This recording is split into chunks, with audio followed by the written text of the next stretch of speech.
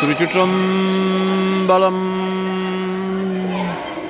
பாதிமதி நதி போது மணி சடை நாதரருளிய குமரேசா, பாகு கனிமொழி மாது குறமகள் பாதம்பருடைய மணவாளா, காது முருவிழி காக முற அருள் மாயனரிதிரு மருகோனே, காலன் என்னை அணுகாமல் உனதிரு காலில் வழிபட அருள்வாயே.